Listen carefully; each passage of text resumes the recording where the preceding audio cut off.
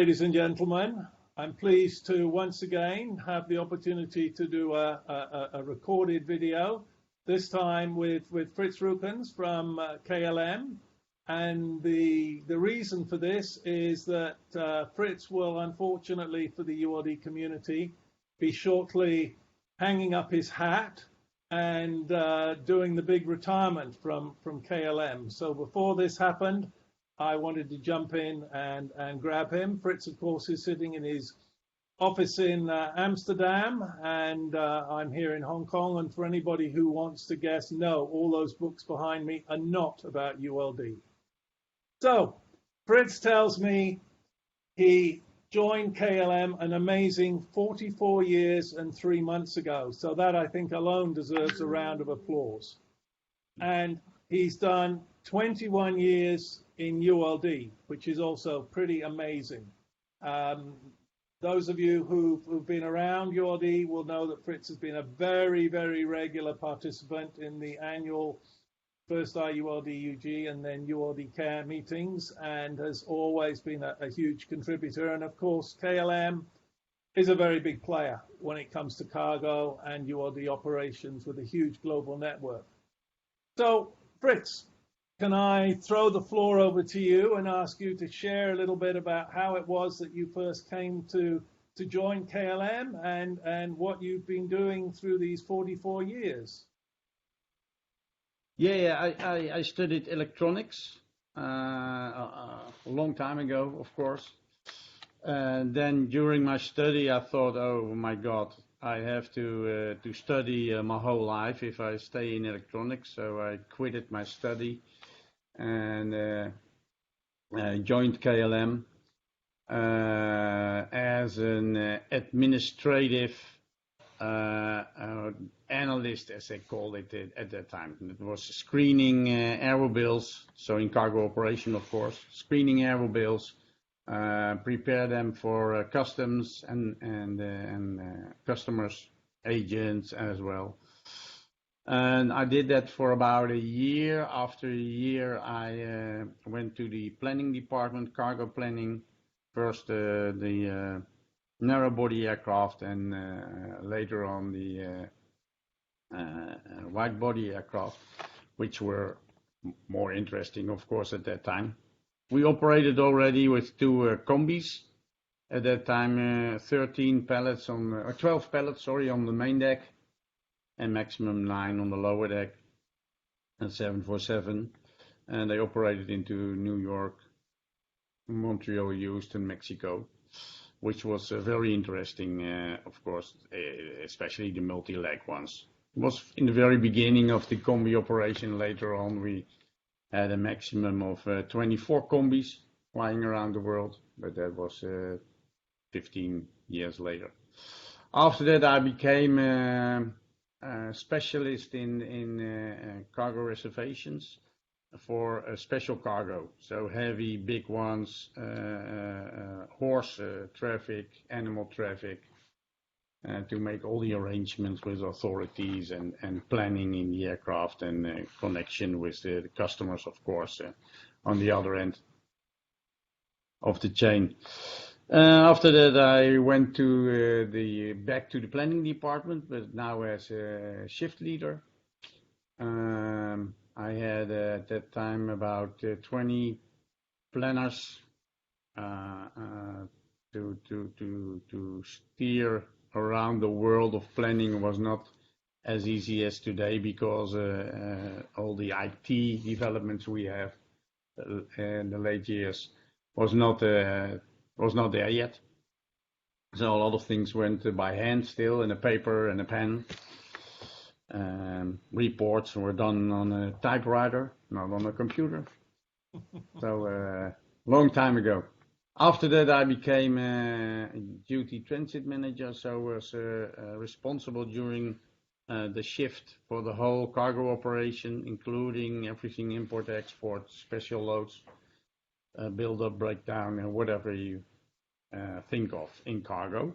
I did that for about 4 years. Then I became what we called unit manager, so I was responsible for the unit North Atlantic, first Europe and then North Atlantic. I dealt with Northwest at that time. We joined each other in the, I think it was the late 90s on the cargo side. So I traveled a lot to Minneapolis at that time. Funny thing is that I traveled 17 times to Minneapolis in about 3 years, but I never saw the city, the Twin City. Later on, I went to Minneapolis, the Twin City, but just for a baseball game because I love baseball. So and after that, during that period, I was during the time that I was responsible for the North Atlantic flow, as we call it, or unit. I was complaining about the ULDs because they were never in a good shape. They were we had never enough, or we had the wrong ones. We had the PAGs instead of the PMCs, where we needed PMCs or anything else, or we had a lack of containers when you need them. No horse stalls because they were everywhere around the world except for Amsterdam. So at that time, our CEO came to me. He said, "You're complaining a lot, so maybe you have to solve this problem." So, and that was about at the end of '99, and I said, "Oh no, this is nothing for me. It's there's so much work to do. I can't do that on my own." And yes, you can do that. And I want you. And finally, you know how it works. I cracked, and I took the job. And I must say that after 2-3 months, hard work, 12 hours a day, sometimes 7 days a week, to get things right, I really liked it. So I had a good team, I must say that, small but hardworking. And then finally, September 2000, first ULD meeting was there, and that was my first meeting, and it was in Rio, organized or hosted by Varis. So that's the way to ULD management and joining this world of ULDs. And I must say, it was 20 years, and I still love it. It's a very nice community, I would say. We all work on the same problem. It's not a competition between each other. It's very nice. Wow, So what a story! What a story, Fritz! And yeah, I think you're an inspiration for somebody who happens to be starting off in ULD right now. Are they also going to do 20 plus years in the business? Yes, but it can be quite addictive, I think. You're not alone in doing this sort of, and once you get in the ULD groove, it's probably unlikely that you'll leave it. That seems to be the case. I agree with that, Bob. Although we see in a lot of companies that the ULD managers are moving forward, to my opinion, too early. It's everybody says what's interesting. It's a piece of aluminum, so that's it with some rivets in it. Okay, but now you know the regulations. It's like this thick. So there's a lot of things that is around ULDs and nobody knows. And I think that's one of the biggest problems we still face, is that the knowledge about ULDs is maybe decreasing even, but it's not growing. Yeah. And that's what we need. I would agree very, very much with you. So as you're sort of looking at stepping off the ULD stage at KLM, what would you reflect back on? What's been good, what's been less good, and what would be your hopes for the next generation of ULD managers as they take on this mantle? When I first joined the IULD UG at that time, currently ULD Care. And what I was facing was that ULDs was not on the agenda, on the basic agenda of most airlines. And that wondered me because it all starts with the ULD. If you move any cargo and would be of interest in this industry, you have wide body aircraft with ULDs and you move cargo. Currently, cargo is the only money maker at the moment for the airline industry. So it's your basic, and the basic is part of the aircraft. It's an integral part of the aircraft. So it has to how do you say that? How you treat the aircraft in engineering and maintenance, so you have to treat your ULDs. So you have to install a department that is working on the flight safety of the ULDs. Very important, I think. And we have some examples where probably a ULD caused a lot of damages to the aircraft, or even aircraft that went down due to ULDs, either locked or not locked, or built properly or not. But it was not on the agenda. One of the things we worked on in the beginning, in the early 2000s, was to get it on the agenda at a lot of places via IATA. And that, I think that went well.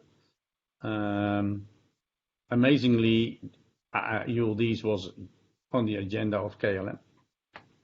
That's why they sent me, they asked me for the ULD management, because they faced a problem in the operation and said, if you don't have the sources, how can you be one of the leading cargo companies, airline companies in the world? So that was one of the things. That's one of the things that went well. I think it's more on the agendas. It's not enough, to my opinion, but that's still increasing, especially in the bigger airlines. I look at Cathay or in the Middle East, but some European airlines as well.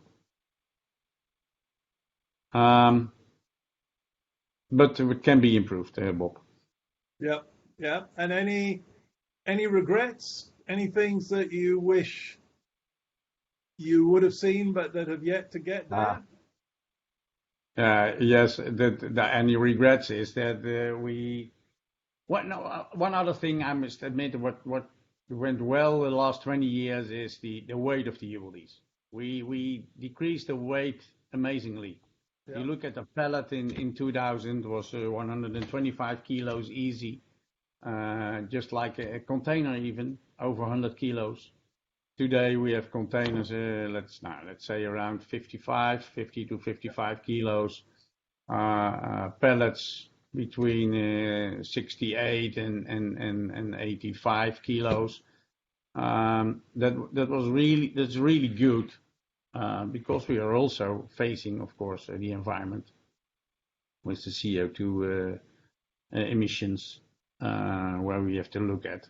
So that's one of the things that went very well, and that came because we went from basic aluminium only to other materials like Dyneema or what else do we have? A Kevlar, for instance. That's another thing. What still has to be done is the damages, Bob. We know it all. Huh? It's one or the other way. We can't get a hold on that, but we still have to work on that, and we have to focus on that still, especially because more and more ULDs are going off airport, where they are in control. As long as they are on the airport, there's a kind of control still. But The moment they go off the airport, then it's out of sight. And now we know how we get them back. And it's still not an easy job to get any payments for repairs or whatever, although you can prove that it's caused by a certain party. So that's still one of the lacks in the ULD industry. Well, perhaps you'll hand that off to your successor and leave that for them to resolve. But yeah, I do concur with you. And you're right. There have been some, although the technology doesn't move fast, when we look back over 20, 30 years, actually it has made some pretty amazing transitions. But you're also right. Some of the underlying problems just stubbornly refuse to go away. They just sit there and we all complain about them.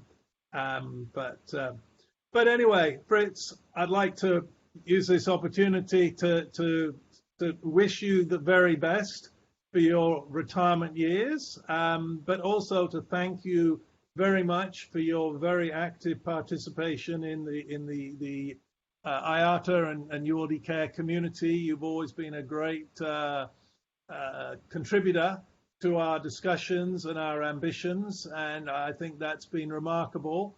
So again, yes, thank you very much for joining me this afternoon, and I wish you a very, very wonderful retirement with your family. Thank you very much. Yeah, thank you, Bob. And as I told you before, I loved it, and it was a little regret that I have to quit. But I will try to stay a little bit involved or informed at least about all progressions that are made coming years, and maybe somewhere I can help still. I don't know yet, but we will see. So good luck for everybody, especially in the ULD industry, not only the airlines, but also the suppliers and manufacturers and everyone that is part of that industry. That is, believe me, very interesting. Thank you.